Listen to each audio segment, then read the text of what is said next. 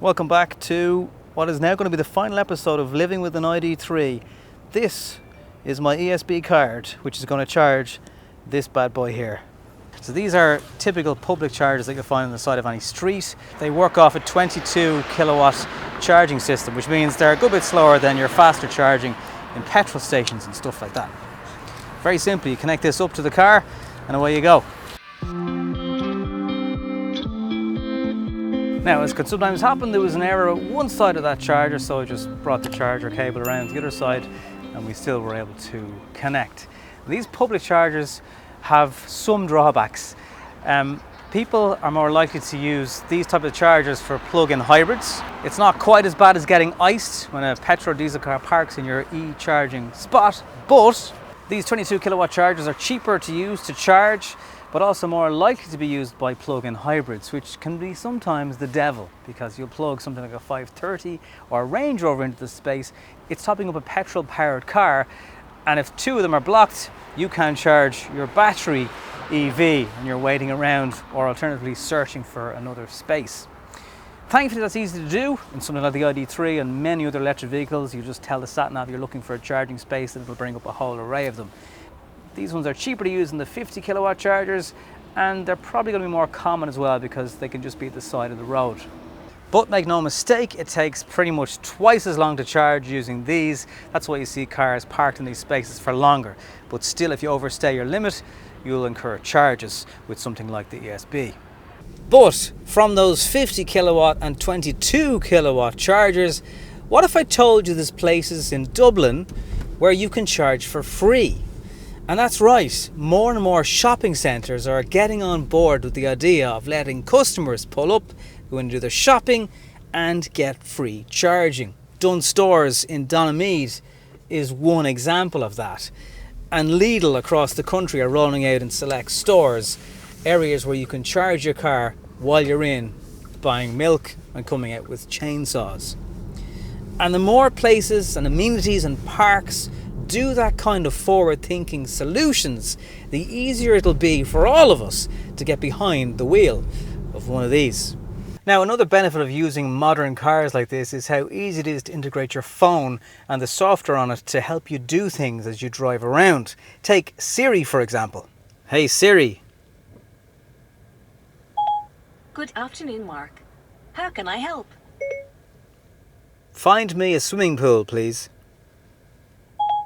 One possibility I see is Sean McDermott Street swimming pool on Sean McDermott Street in Dublin. Turn the heated seat off, please. Okay. And those voice commands make it so easy to do simple everyday tasks on the car without being distracted by using screens. All this future tech is very handy. Of course, there's already incentives if you sign up to a toll tag to get through things like this wonderful Eastlink for less behind the wheel of one.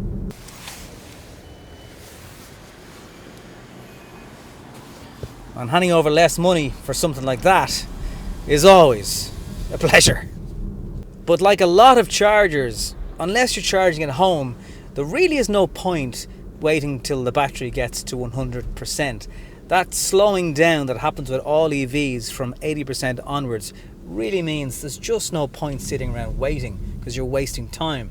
If you're trying to complete a longer journey, let's say if someone has asked me on social media, how do I do 900 kilometers in an EV?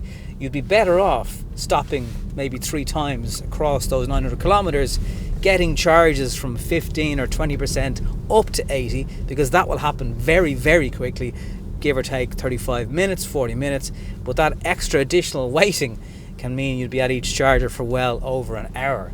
So you'll do the same coverage in terms of distance by topping up more often, just not waiting till you get to 100%. If you've ever heard an EV drive by in pretty much silence, but also heard a strange groaning noise, that's there to alert pedestrians that you're approaching. Don't be alarmed, there's nothing caught underneath the bottom of the car. It's just a safety warning so people don't get a smack of one unintentionally. Or there's never an intentional way to hit a pedestrian. Forget that, but you take the point. Could I survive in an EV for one full month? Well, the answer is yes. Sure, there are limitations in terms of range. If you're doing longer journeys, maybe this style of car just isn't for you yet. But one thing's for certain, it's a direction that the entire automotive industry is heading in. You might get broken charges if you're relying on public chargers for longer than I was. I'm not saying it's perfect, but as a car to live with, it's perfectly doable. I'm not being dishonest when I say I really didn't encounter any issues trying to live with an EV. There's obviously brands out there that will do electric versions of existing petrol and diesel models. They have the limitations and their bonuses, but specifically things like aerodynamics will be better in a car that's purposely built to be an EV. Another benefit of EVs is that in time more and more of them will be able to get software updates OTA or over the air, much like your phone, the way you can update the software on that. And that means the manufacturers can constantly add, tweak, work on issues, bugs, anything like that can constantly be updated in an EV, and a ground up EV at that. That level of future proofing just isn't available on many of today's cars that are petrol and diesel. If you've got any comments or questions about this series or this episode, further questions about an EV, if you're an owner, please look at the comments below and see if you can answer some questions that people have left.